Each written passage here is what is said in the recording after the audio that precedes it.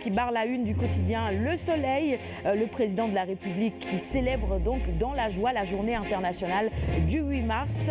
Entrepreneuriat rapide des femmes et des jeunes. Les financements démarrent à la fin de ce mois. Dons de matériel. L'amicale des femmes du Soleil redonne le sourire aux détenus du camp pénal. Voilà comment nos confrères du Soleil ont également célébré cette journée. Rapport 2016 de l'ARMP pour parler de toute autre chose. La bonne maîtrise des procédures est à saluer, mais il y a probablement des efforts à faire encore.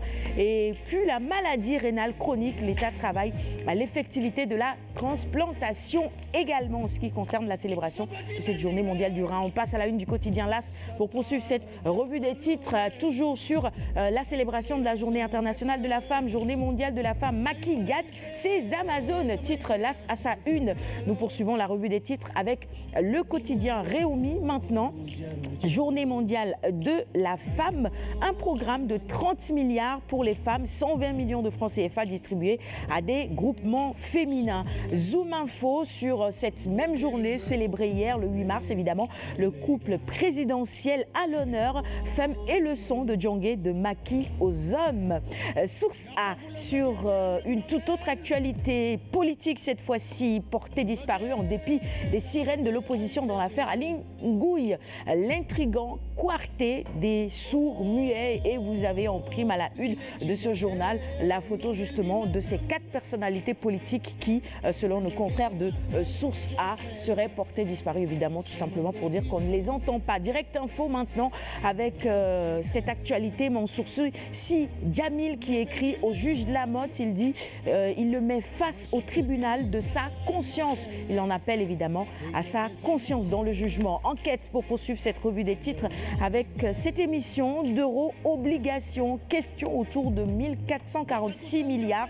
Nos confrères essayent ce matin de comprendre évidemment à quoi ces fonds vont servir, à quel financement ils vont être destinés, financement de projets évidemment pour améliorer notre économie, puisque vous voyez, il y a la photo du ministre de l'économie qui barre la une de ce journal ce matin. Sud Quotidien maintenant qui nous ramène à la célébration de la journée internationale de la femme.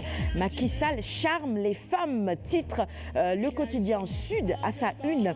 L'Observateur maintenant pour poursuivre la revue des titres. Nous abordons avec ce quotidien une toute autre actualité. Ididienne, un crime d'horreur, reportage à Morolan chez le Sénégalais tué en Italie. L'histoire d'une vie tombée sous les balles. Idi avait épousé la femme de Modou Samb, tuée en 2011.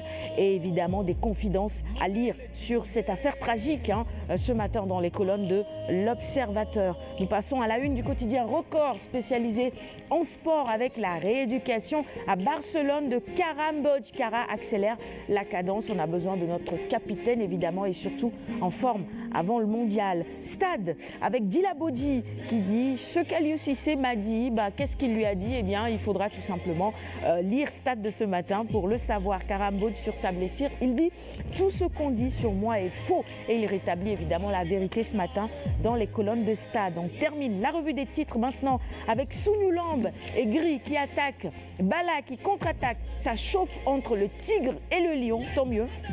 Ça veut dire que le combat promet, il sera alléchant probablement ce combat-là. Gris Bordeaux, le 3e tigre de face. Childi par exemple, Bala portait une gaine contre comme une femme à Mbour. Bon, ça c'est des déclarations. Et Bala Gaïdé qui lui répond, il est chez Tafa Gay pour boire du fondé. Bon, ça c'est des déclarations auxquelles on est habitué.